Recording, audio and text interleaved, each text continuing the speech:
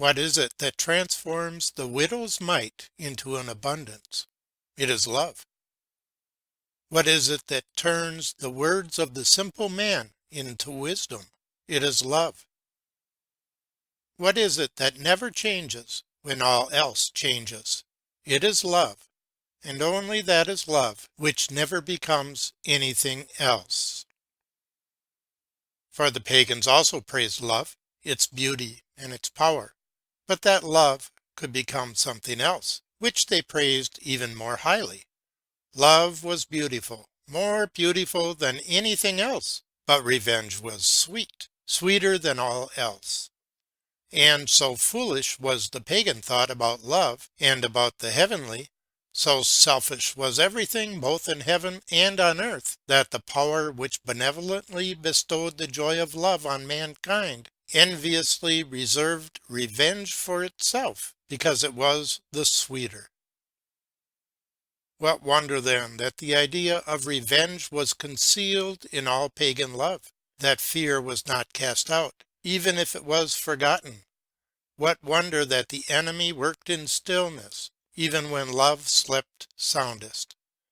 What wonder that resentment secretly laid in wait and watched for an opportunity. What wonder that it suddenly burst forth in all its fierceness. What wonder that it completely filled the pagan soul, which imbibed its forbidden sweetness, and thereby assured itself of its kinship with the heavenly.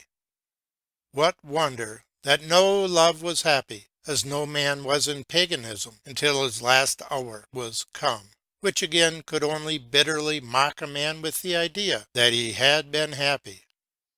What wonder that sorrow was mingled in every joy, that even in the moment of gladness, the next moment constantly loomed as alarmingly as the shadow of death. How then could a pagan be able to overcome the world? But if he could not do this, how could he be able to gain the world?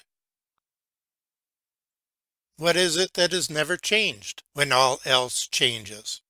It is love, and only this is love which never becomes something else.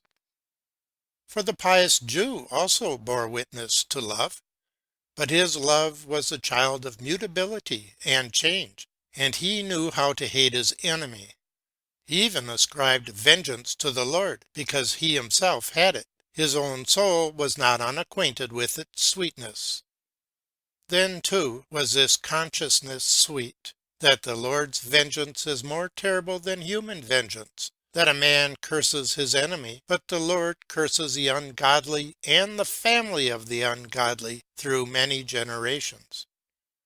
What wonder, then, that fear always kept one eye open, even when love was least concerned?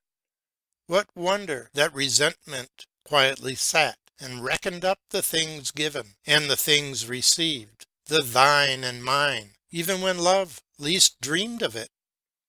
What wonder that no love was happy until the last hour came, because not till then was love's uncertain demand perfectly redeemed. What is it that is never changed, even if all else changes? It is love. And only this is love, which never becomes something else. This which gives everything, and because of this demands nothing. This which demands nothing, and therefore has nothing to lose. This which blesses, and blesses when it is cursed. This which loves its neighbor, but whose enemy is also his neighbor. This which leaves vengeance to the Lord, because it comforts him to believe that the Lord is even more merciful than he himself is.